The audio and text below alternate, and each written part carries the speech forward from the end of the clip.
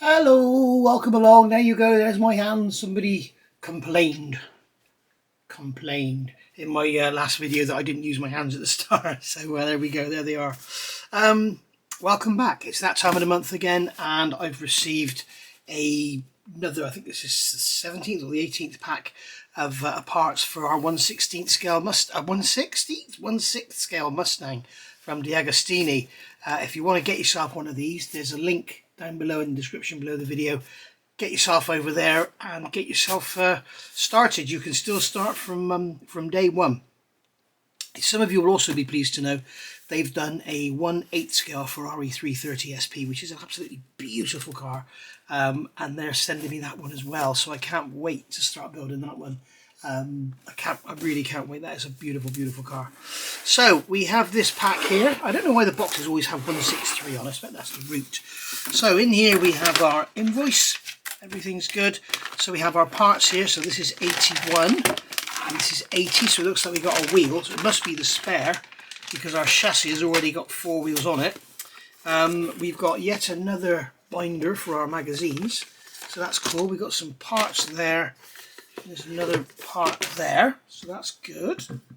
It's not a binder, is it? I don't know what you call it. It's a sleeve or whatever. It's very nice. And, normally they're wrapped in plastic, but they've not wrapped this in plastic because they wanted to put bits inside it. And then we have, in the bottom of the box, we have 5 magazines. It's lucky we didn't have any small parts loose because, as you can see there, we have a great big hole in the bottom of the box. So there we are.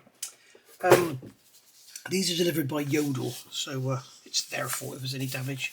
So there we go, 82 and 83.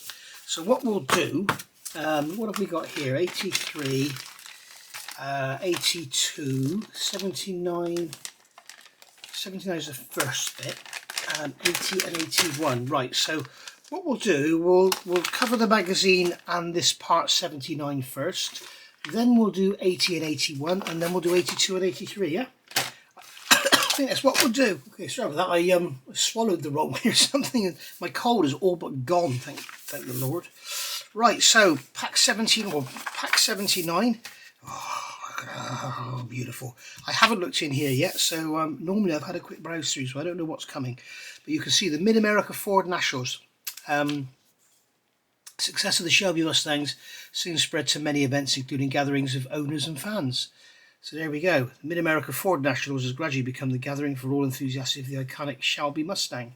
Here's a crush of these period Ford sports cars at a 2014 event doing what they're designed to do best. And isn't that beautiful? Yes. So going over the page here, you can see we have more. And there's a Terralunga special there. Beautiful. Again, packaged in 2014. And the Mid-America Ford Nationals attracts a large number of real Ford gems of the past.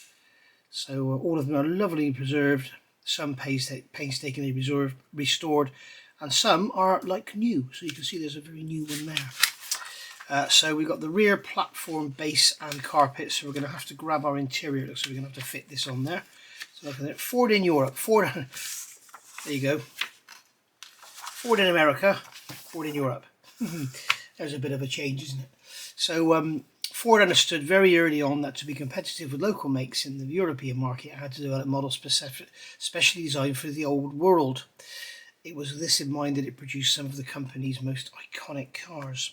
So here's a finely restored example of a 1932 Model Y seen at the Keynsham Music Festival near Bristol in 2015. It's just down the road from me. Here we have the Ford Anglia. I'm sure a lot of you will know and love. There was the good old Fiesta. Gorgeous little car that was. And then here we had the Fiesta ST. I had one of those and I absolutely loved it. And then the Great American Circuits. Here we are. This is what you call a crowd. So this is Indianapolis for the Indy 500.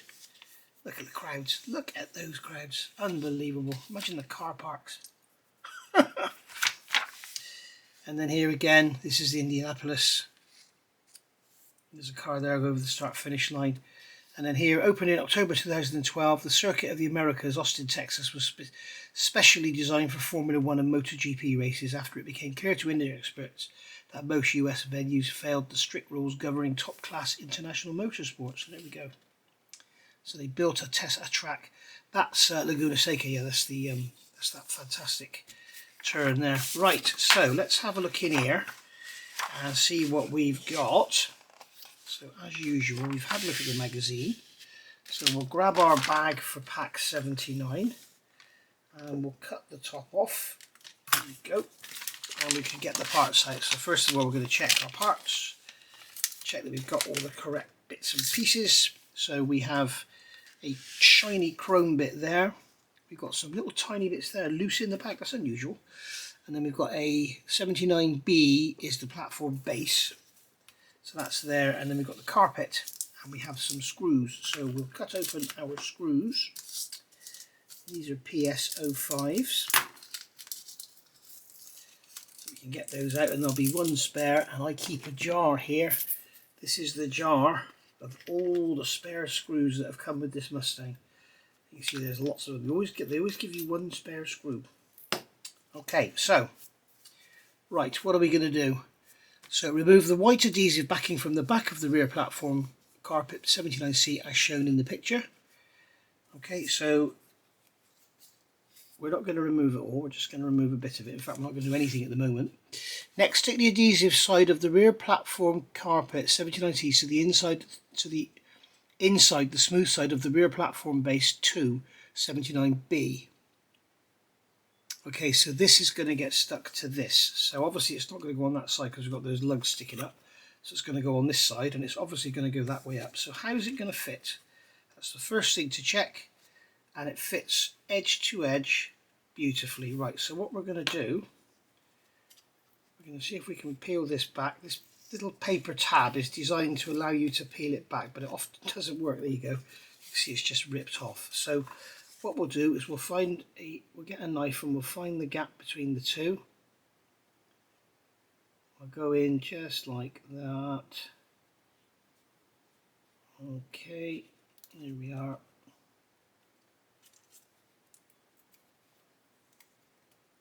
And then we can fold that back just like so. Okay, and then what we will do, we will put this on here. In fact, I'm going to put the light on because we've stopped looking at the magazine now. So what we're going to do, we're going to put this on here, and we're going to line all the corners up and all the edges. Notice I'm starting from the bit that we haven't actually, this is the bit where the backing is removed. Okay, so that's the bit that's going to stick. So I don't want that to touch yet. So I'm going to get all this perfectly lined up, all nice and straight. Okay, and then we can roll that out. There we are. So that's that end stuck down. And now when we pull the tape off, or the backing off, here, what we should be able to do, we'll do another sort of half so we can keep these sides in line like so.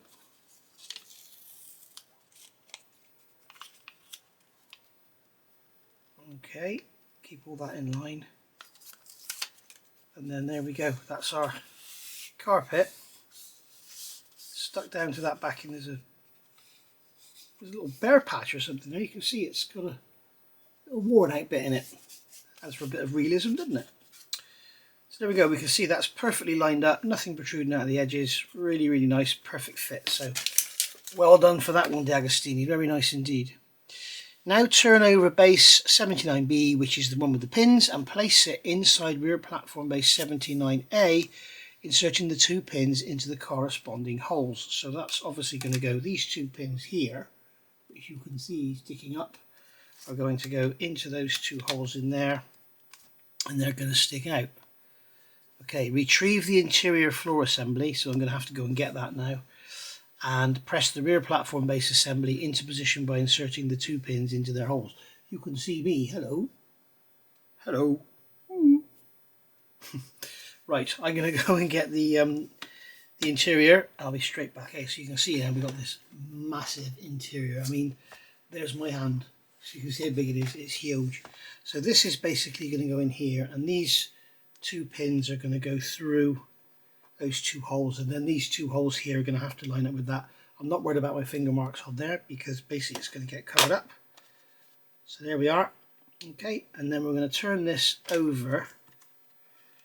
I'm going to turn it on its sides, otherwise it's just going to fall out. So I could put my fingers in there, and then I'm just going to put a screw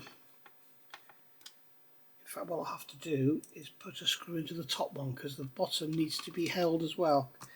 Come on, screw, get on the screwdriver properly, please. Ugh, why will they never just go on? There we go. Right, so that's gone in there. Okay, so that started to bite. And then we'll get our hand onto the, come up from underneath. Here, we can turn it over now. So we'll just put that screw in there. And that, pull that one down, same over here. Pull that one down, job done. Okay, so turn it back over so you can see now this is like our, this is almost like our boot floor. When that goes down like that, you've got like a completely flat rear floor. Right, so now we need to grab the magazine because this thing's so bloody big it gets in the way. So we've done that, turn the inside over, and then what we're going to do is come along to finish, return to the inside of the floor and place the 2 rear seat locks at the base of the rear platform. Place at each end, turn the floor over, and from the back secure each lock with a PS05 screw. So basically these things have a sort of keyed shape in them. They've both got the number 2, so there is no right and left. And you can see here we have a keyed shape in there, so that's going to go that way round. Okay, and that's going to push into there, and then we'll grab a, actually they might stay in, we put both in now because they do kind of clip into place. So what I'll do now is I'll just come up from underneath, put a screw in there. I know you really can't see what I'm doing, but you can probably imagine. And that's basically straightforward. And there we go. That's that done. I'm just going to check those screws are tight. Yep, they're fully in. Everything's good. So now when that seat goes back, the idea is those pegs on here will lock into there like so. Okay, so that's that done. Right, so that is step 79. This is how the platform of the rear platform looks. This is how the base of the rear platform looks when placed on the interior floor once the assembly stage is completed. So what we'll do is we'll keep that like that. I don't think this clips down, does it? No, there's nothing for it to clip into, so basically that's just going to sit like that. Okay, so that's probably how you would drive your GT500 most of the time anyway. Have the seat down, keep the gravity low, the centre of gravity lower. All right, there we go. So that's 79. Let's say goodbye. I was going to say let's look at 1881, but we're going to do that in a separate video. So I will see you for that one very, very shortly. Thank you for watching, and bye for now.